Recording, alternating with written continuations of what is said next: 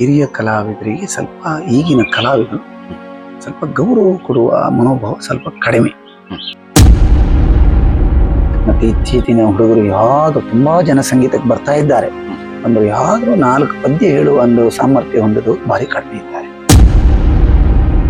ಇಲ್ಲಿ ಸ್ವಲ್ಪ ಯಕ್ಷಗಾನದಲ್ಲಿ ಉಳಿಲಿಕ್ಕಾಯ್ತು. ಅದೇ ಈಗಾಗಲೇ ಯಕ್ಷಗಾನ 23 ವರ್ಷ ಆಗಿತ್ತು. ಯಾಕೋ ಹಿಂಸಾವಾದಿ ತರ ಅಂದ್ರೆ ಪ್ರಾಣಿ ಹತ್ಯೆ ಒಳ್ಳೇದಲ್ಲ ಮನಸ್ಸಿಗೆ ಬಂದ ನಾನು ಬಿಟ್ಟದಷ್ಟೇ.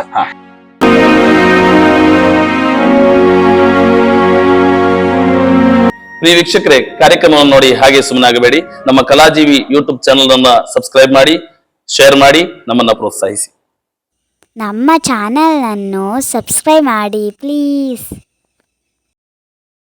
ಅನ್ನಪ್ರಶೆಟ್ಟಿ ಅವರೇ, ತಾವು ಯಕ್ಷಗಾನ ಭಾಗವತರಾಗಿ ಬರುವಂತ ಹೊಸ ಭಾಗವತರಿಗೂ ಹೊಸ ಕಲಾವಿದರಿಗೂ ತಮ್ಮ ಕಿವಿ ಮಾತುಗಳೇನು? ಕಿವಿ ಮಾತು ಅಂತ ಹೇಳಿದ್ರೆ, ಈಗಿನ ಬೆರಳೆಣಿಕೆಯಲ್ಲಿ ನಮ್ಗೆ ಕಾಣ್ತಾ ಇದೆ, ಹಿರಿಯ ಕಲಾವಿದರಿಗೆ ಸ್ವಲ್ಪ ಈಗಿನ ಕಲಾವಿದರು ಸ್ವಲ್ಪ ಗೌರವ ಕೊಡುವ ಮನೋಭಾವ ಸ್ವಲ್ಪ ಕಡಿಮೆ. ಅಂದ್ರೆ ಈಗಿನ ವಾತಾವರಣ ಹಾಗೂ ಅಥವಾ ಈಗ ನಡೆನುಡಿ ಹಾಗೂ ನಮ್ಗೆ ಅರ್ಥ ಆಗ್ತಾ ಇಲ್ಲ. ನಾವೀಗ ಇಷ್ಟು ವರ್ಷ 27 ವರ್ಷ ಯಕ್ಷಗಾನ ಮಾಡಿದ್ರು ಹಿರಿಯ ಕಲಾವಿದರು ಆದ್ರಿ ಗೋಪಾಲಣ್ಣನು ಅಥವಾ ನರಾಡಿ ಶೆಟ್ರು ಇಂಥವ್ರು ಬಂದರೆ ನಾವು ನಮಸ್ಕಾರ ಕೊಟ್ಟು ಅವರಿಗೆ ಒಂದು ಆರೋಗ್ಯ ಚೆನ್ನಾಗಿದೆಯಾ ಕೇಳ್ತೇವೆ. ಈಗಿನವ್ರಿಗೆ ಹಾಗಲ್ಲ, ಏನಿಲ್ಲ.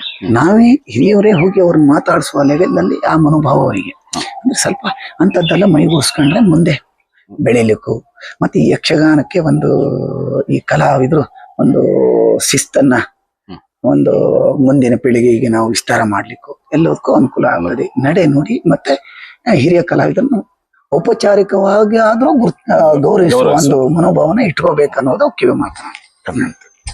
ನಗರ ಅನ್ನಪ್ರಶೆಟ್ಟಿ ಅವರು ಹೇಳಿ, ಬೆಂಕುತಿಟ್ಟಿನ ಯಕ್ಷಗಾನ ಪ್ರಪಂಚದಲ್ಲಿ ಈಗಾಗಲೇ ಬರ್ತಾ ಇರುವಂತ ಯುವ ಭಾಗವತರು ಅಥವಾ ಹಿಮ್ಮೇಳದ ಚಂಡೆ ವಾದಕರು, ಮದ್ದಲೆ ವಾದಕರು ಬಹಳಷ್ಟು ಪ್ರಬುದ್ಧವಾಗಿ ರಂಗವನ್ನ ಪ್ರದರ್ಶಿಸ್ತಾ ಬಂದು ನಾವು ಪ್ರೇಕ್ಷಕರ ಬಾರಿ ಜನಮನ್ನಣೆ ಪಡೀತಾ ಇದ್ದಾರೆ. ಹಾಗೆಯೇ ಬಡಗುತಿಟ್ಟಿನಲ್ಲಿ ಕೂಡ ಕಲಾವಿದರು ಬರ್ತಾ ಇದ್ದಾರೆ ಅನಿಸ್ತಾ ಇದೆಯಾ ತಮಗೆ? ಬಡಗುತಿಟ್ಟಿನಲ್ಲಿ ಸ್ವಲ್ಪ ವಿರಳ ಆಗಿದೆ ಈಗ. ಇತ್ತೀಚೆಗೆ ಅಂತ ಹೇಳಿದ್ರೆ ಬಿಲ್ಲಾಡಿ ಗಣೇಶಾಚಾರ್ಯ ಮತ್ತು ಮಧುಕರ ಹೆಗಡೆ ಮಡಮಕ್ಕಿ ಇವರಿಬ್ರು ಒಂದು ಉತ್ತಮ ಪ್ರದರ್ಶನ ಮತ್ತು ಒಂದು ಭಾಗವತರ ಆಗಿ ಒಂದು ಸ್ಥಾನವನ್ನು ಪಡೆದಂತ ಅರ್ಹತೆಯನ್ನು ಪಡೆದಿದ್ದಾರೆ.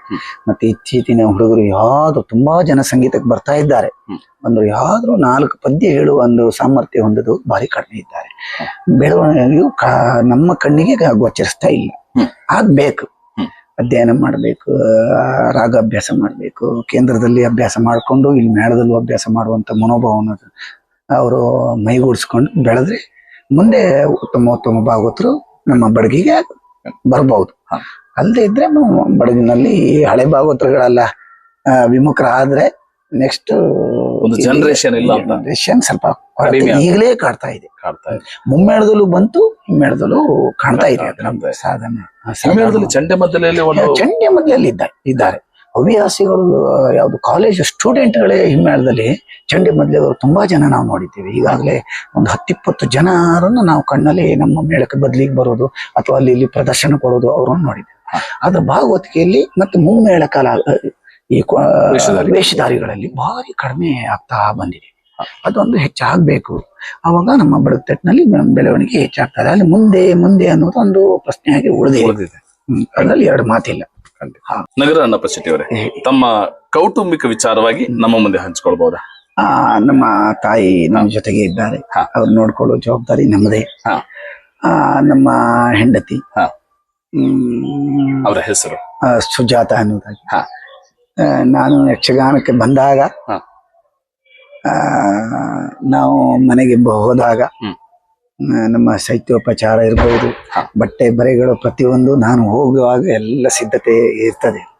ನನಗೆ ಬೇಕಾದ ವಸ್ತ್ರಗಳನ್ನು ತೆಗೆದುಕೊಂಡು ಬರುವಂತ ವ್ಯವಸ್ಥೆಗಳನ್ನೆಲ್ಲ ಚೆನ್ನಾಗಿ ಮಾಡ್ತಾರೆ, ನೋಡ್ಕೊಳ್ತಾರೆ. ತಮ್ಮ ಯಕ್ಷಗಾನಕ್ಕೆ 2 ಮಕ್ಕಳಿದ್ದಾರೆ, ಗಂಡು ಮಕ್ಕಳು.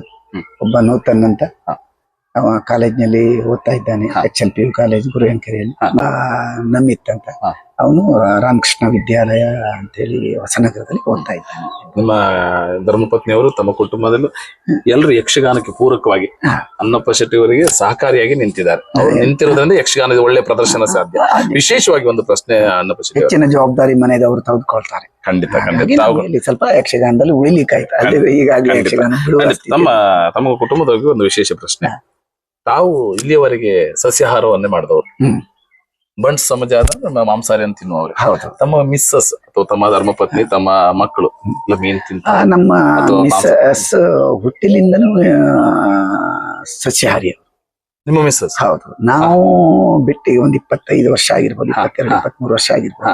ಯಾಕೋ ಹಿಂಸಾವಾದಿ ತರ, ಅಂದ್ರೆ ಪ್ರಾಣಿ ಹತ್ಯೆ ಒಳ್ಳೇದಲ್ಲ ಮನಸ್ಸಿಗೆ ಬಂದ ನಾನು ಬಿಟ್ಟದಷ್ಟೇ. ನಮ್ಮ ಹೆಂಡತಿ ಹೊತ್ತಲಿಂದನೂ ತಿನ್ನೋದಿಲ್ಲ. ಆದ್ರೆ ನಮ್ಮ ಮಕ್ಕಳಿಗೆ, ನಮ್ಮ ಅಮ್ಮನಿಗೆ ಅದಿಲ್ದಿದ್ರೆ ಆಗೋದಿಲ್ಲ. ಮಾಡಿ ಕೊಡ್ತಾರೆ ನಮ್ಮ ಮಿಸ್ಟರ್ಸ್ ಯಾವ್ಯಾವ ತರ ಅವ್ರು ಹೇಳಿದ ರೀತಿಯಲ್ಲಿ ಹೇಳಿದ ಐಟಮ್ ಅನ್ನ ರೆಡಿ ಮಾಡಿ ಕೊಡ್ತಾಳೆ. ನಮ್ಮ ವಿಶೇಷವಾದ ಯಾಕೆ ಹೇಳಿದ್ರೆ ಕಲಾಮಾತೆ ತಮಗೆ ಮಾಡಿ ಕೊಡ್ತಾರೆ. ಜೋಡಿ ಅದಿಲ್ಲ ಅಂತ ಹೇಳಿದ್ರೆ ವಾರದಲ್ಲಿ 2 ಬಾರಿ ಇಲ್ಲ ಅಂತ ಹೇಳಿದ್ರೆ ಮನೆಯಲ್ಲಿ ಊಟ ಮಾಡುವ ತಿರಸ್ಕಾರ ಮಾಡುವ. ನಾನು ಹೇಳುದು ಈಗ ಕಲಾಮಾತೆಯೇ ತಮಗೆ ಒಂದು ಜೋಡಿ ಮಾಡಿ ಕೊಟ್ಟದಿರ್ಬೋದು. ಇಬ್ಬರು ಸಸ್ಯಾಹಾರಿಗಳೇ ತಾವು ಇಂತ ಒಂದು ಬನ್ಸ್ ಕುಟುಂಬದಲ್ಲಿ ಇರ್ಲಿ, ಬಹಳ ಸಂತೋಷ ಅನ್ನಪ್ಪ ಶೆಟ್ಟಿ ಅವರೇ. ತಮ್ಮ 2 ಮಕ್ಕಳಲ್ಲಿ ತಮ್ಮಂತೆ ಸುಶ್ರಾವ್ಯವಾದ ಕಂಠವೋ ಅಥವಾ ಯಕ್ಷಗಾನದ ಅಭಿರುಚಿಗಾಗಿ ಅವರನ್ನ ಯಕ್ಷಗಾನಕ್ಕೆ ತರುವಂತ ಆಲೋಚನೆಗಳು ಅಥವಾ ಕಲಿಸುವಂತದ್ದು, ಹವ್ಯಾಸಕ್ಕಾದ್ರೂ ಕಲಿಸುವಂತ ಆಲೋಚನೆ ಇದೆಯಾ? ಆ ಆಲೋಚನೆಯನ್ನು ಮಾಡ್ಲಿಲ್ಲ. ಯಾಕಂದ್ರೆ ನಾವು ಈ ಬೆಳವಣಿಗೆಯಲ್ಲಿ ನೋಡ್ತಾ ಇರುವಾಗ ನಾವು ಕಲಾವಿದರ ಮಕ್ಕಳನ್ನ ಹೆಚ್ಚಾಗಿ ನಾವು ಕಲೆಗೆ ತಂದ ತಕ್ಷಣ ಅವರು ಮರಳಿ ವಿದ್ಯಾಭ್ಯಾಸದ ಕಡೆ ಗಮನವನ್ನ ಕೊಡೋದೇ ಇಲ್ಲ. ಕಲಿಕೆಯನ್ನು ಎಷ್ಟೋ ಜನ ನಿಲ್ಲಿಸಿ ಯಕ್ಷಗಾನದಲ್ಲಿ ಮುಂದುವರೆದವರಿದ್ದಾರೆ. ಆದ್ರಿಂದ ನಾನು ಸಾಧಾರಣ ನನ್ನ ಮಕ್ಕಳನ್ನ ಯಕ್ಷಗಾನ ಕಡೆ ಗಮನ ಹರಿಸ್ಲಿಕ್ಕೆ ಅವಕಾಶ ಕೊಡ್ಲಿಲ್ಲ. ವಿದ್ಯೆಯೇ ಮುಖ್ಯ. ವಿದ್ಯೆ ಓದ್ಬೇಕು. ಅವರು ಓದಿ ಯಾವ ಸಾಧನೆ ಮಾಡಿದ್ರು ಅಡ್ಡಿಲ್ಲ. ಯಕ್ಷಗಾನದಲ್ಲಿ ಯಕ್ಷಗಾನ ಕೆಟ್ಟದ್ದಂತ ಅರ್ಥ ಅಲ್ಲ. ಈ ಫೀಲ್ಡ್ ಬಂದ ತಕ್ಷಣ ಇದು ಸೆಳೆತ ಹೆಚ್ಚು ಸೆಳೀತದೆ. ವಿದ್ಯೆಯನ್ನು ಮುಟುಕು ಮಾಡಿದ್ರೆ ಮುಂದೆ ಅವರು ವಿದ್ಯಾಭ್ಯಾಸಕ್ಕೆ ತೊಂದರೆ, ಬೇರೆ ಬೇರೆ ಆಲೋಚನೆಗಳಿದ್ದು ಮುಂದೆ ಹೋಗ್ಲಿ. ಇದು ಬೇಡ, ನಾವು ಮಾಡಿದೀನಲ್ಲ, ನಾವು ಕಷ್ಟ ಸುಖ ನೋಡಿದ್ದೀವಲ್ಲ, ಸಾಕು ಅಂತ. ನಗರ ಅನ್ನಪ್ಪ ಶೆಟ್ಟಿ ಅವರೇ, ಹೇಳಿ ಸರ್. ನಮ್ಮ ಕಲಾಜೀವಿ ಯೂಟ್ಯೂಬ್ ಚಾನಲ್ ಸಾದರಪಡಿಸುವ ಒಡ್ಡೋಲಗ ಕಾರ್ಯಕ್ರಮದ ಅತಿಥಿಗಳಾಗಿ ತಾವು ಆಗಮಿಸಿ ಇಷ್ಟು ಹೊತ್ತು ತಮ್ಮ ಮನಸ್ಸಿನ ಮಾತುಗಳನ್ನ ತಾವು ಕಳೆದು ಬಂದ ದಿನಮಾನಗಳನ್ನ ಮೆಲುಕು ಹಾಕಿದ್ದೀರಿ. ನಮ್ಮ ಈ ಕಲಾಜೀವಿ ಯೂಟ್ಯೂಬ್ ಚಾನಲ್ ಮಾಡುವ ಈ ಒಡ್ಡೋಲಗ ಕಾರ್ಯಕ್ರಮದ ಬಗ್ಗೆ ತಮ್ಮ ಅಭಿಪ್ರಾಯ? ಕಲಾಜೀವಿ ಯೂಟ್ಯೂಬ್ ಚಾನಲ್, ನಿಮ್ಮ ಚಾನಲ್ ಈ ಬಯಲಾಟದ ಮತ್ತು ಹೆಚ್ಚಿನ ಕಲಾವಿದರನ್ನ ನೀವು ಈ ಚಾನಲ್ಗೆ ಆಹ್ವಾನಿಸಿ ಈ ರೀತಿ ಕಾರ್ಯಕ್ರಮ ಕೊಡೋದ್ರಿಂದ ಎಲ್ಲಾ ಹೆಚ್ಚಿನ ಕಲಾವಿದರನ್ನ ಗುರುತಿಸೋಕೆ ಒಂದು ದೊಡ್ಡ ನಿಮ್ಮದ ಒಂದು ಕೊಡುಗೆ ಇದೆ ಅಂತ ನಾವು ಹೇಳಲಿಕ್ಕೆ ಇಷ್ಟಪಡ್ತೇವೆ. ಯಾಕಂದ್ರೆ ನಾವು ನನ್ನನ್ನೇ ಈಗಾಗಲೇ ನಿಮ್ಮ ಯೂಟ್ಯೂಬ್ ಚಾನಲ್ನವರು 2-3 ಬಾರಿ ಕರೆದಿದ್ರು. ನಾನು ಬರ್ಲಿಲ್ಲ. ಒತ್ತಾಯ ಪೂರ್ವಕವಾಗಿ ಒಬ್ಬನ ಕಲಾವಿದನ ಅಪೇಕ್ಷೆ ಇಲ್ಲದೆ ನೀವು ಕರೆದು ಈ ಕಾರ್ಯಕ್ರಮ ಕೊಡ್ತೀನಿ ಅಂತ ಹೇಳಿದ್ರೆ ಇದೊಂದು ಅಗಾಧ ಒಂದು ಹೋರಾಟವೂ ಹೌದು, ಮತ್ತು ನಮ್ಗೆ ಒಂದು ಕಲೆಗೆ ಒಂದು ಕೊಡುವ ಗೌರವವೂ ಹೌದು ಅಂತ ನಾನು ಭಾವಿಸ್ತೇನೆ. ಮತ್ತೆ ಈ ಚಾನಲ್ ನಿರಂತರವಾಗಿ ಮುಂದುವರೆದು ನಮ್ಮ ಅಂತ ಕಲಾವಿದರು ತುಂಬಾ ಜನ ಇದ್ದಾರೆ, ಅವ್ರನ್ನೆಲ್ಲ ಗುರುತಿಸಿ, ಮತ್ತು ಹಾಗೆ ತುಂಬಾ ಕಲಾವಿದರು ನಿವೃತ್ತರಾಗಿ ಮನೆಯಲ್ಲಿದ್ದಾರೆ. ಅಂತ ಕಲಾವಿದರನ್ನು ನೀವು ಸ್ವಲ್ಪ ಗಮನಿಸಿ ಅವರಲ್ಲಿಗೆ ಹೋಗಿ ಅವರ ಕಷ್ಟ ಸುಖಗಳನ್ನ ಆಲಿಸಿ ಒಂದು ಕಾರ್ಯಕ್ರಮ ಕೊಡ್ಬೇಕಂತ ನನ್ನ ಒಂದು ಸಣ್ಣ ಮನವಿ. ನಗರ ಅನ್ನಪ್ಪ ಶೆಟ್ಟಿ ಅವರೇ, ನಮ್ಮ ಕಲಾಜೀವಿ ಚಾನಲ್ನ ಒಡ್ಡೋಲಗ ಕಾರ್ಯಕ್ರಮಕ್ಕೆ ಇಂದಿನ ಸಂಚಿಗೆ ಅತಿಥಿಯಾಗಿ ತಾವು ಆಗಮಿಸಿದ್ದೀರಿ. ತಮಗೆ ಕಲಾ ಮಾತೆಯಾದಂತ ದುರ್ಗಾ ಪರಮೇಶ್ವರಿ, ತಾವು ಸೇವೆ ಮಾಡ್ತಾ ಇರುವಂತ ಮಂದಾರ್ತಿಯ ಮಹಾದೇವಿ, ಹಾಗೆ ಮೇಳದ ಮಹಾಗಣಪತಿ ದೇವರು ಸುಖ ಶಾಂತಿ ನೆಮ್ಮದಿಯನ್ನ ಕರುಣಿಸಿದ ಜೊತೆಗೆ ತಮ್ಮ ಇಷ್ಟಾರ್ಥಗಳನ್ನೆಲ್ಲವನ್ನ ಕರುಣಿಸಿಕೊಟ್ಟು ಇನ್ನೂ ಕೂಡ ಸೇವೆ ಮಾಡುವಂತ ಸೌಭಾಗ್ಯ ತಮಗೆ ಸ್ವರದ ಚೈತನ್ಯವನ್ನ ತಾಯಿ ಕರುಣಿಸಿ ಅನ್ನಪ್ಪ ಶೆಟ್ಟರ ಹೆಸರು ಕೀರ್ತಿ ದಿಗಂತಕ್ಕೆ ಏರ್ಲಿ ಎನ್ನುವುದಾಗಿ ದೇವರಲ್ಲಿ ಪ್ರಾರ್ಥಿಸ್ತಾ ನಮ್ಮ ಈ ಕಾರ್ಯಕ್ರಮಕ್ಕೆ ಆಗಮಿಸಿದ್ದಕ್ಕೆ ತಮಗೆ ಆತ್ಮೀಯವಾಗಿ ಎಲ್ಲ ವೀಕ್ಷಕರ ಪರವಾಗಿ ಹಾಗೂ ನಮ್ಮ ಸಂಸ್ಥೆ ಪರವಾಗಿ ತುಂಬುರದ ಕೃತಜ್ಞತೆಯನ್ನು ಸಲ್ಲಿಸ್ತಾ ಇದ್ದೇನೆ. ನೋಡಿದ್ರಲ್ಲ ವೀಕ್ಷಕರೇ, ಇವಿಷ್ಟು ಬಡಗುತಿಟ್ಟಿನ ಯಕ್ಷಗಾನ ಪ್ರಪಂಚದ ಮೇರು ಭಾಗವತರಾದಂತಹ ಶ್ರೀ ನಗರ ಅಣ್ಣಪ್ಪ ಶೆಟ್ಟಿಯವರ ಮನಸ್ಸಿನ ಮಾತುಗಳು. ಯಕ್ಷಗಾನ ಕಲಾವಿದರ ಬದುಕಿನ ಕತೆ, ವ್ಯತೆ, ನೋವು ನಲಿವುಗಳನ್ನ ಅನಾವರಣಗೊಳಿಸುವ ನಮ್ಮ ಕಲಾಜೀವಿ ಯೂಟ್ಯೂಬ್ ಚಾನಲ್ನ ಸಬ್ಸ್ಕ್ರೈಬ್ ಮಾಡಿ, ಶೇರ್ ಮಾಡಿ, ನಿಮ್ಮವರಿಗೆಲ್ಲ ತಲುಪಿಸುವ ಮೂಲಕ ನಮ್ಮ ಪ್ರಯತ್ನಕ್ಕೆ ತಮ್ಮ ಪ್ರೋತ್ಸಾಹವಿರಲಿ. ಮುಂದಿನ ಸಂಚಿಕೆಯಲ್ಲಿ ಇನ್ನೋರ್ವ ಅತಿಥಿಯೊಂದಿಗೆ ಭೇಟಿಯಾಗ್ತೇನೆ. ಅಲ್ಲಿಯವರೆಗೆ ನಮಸ್ಕಾರ. ಯಕ್ಷಗಾನಂ ವಿಶ್ವಗಾನಂ.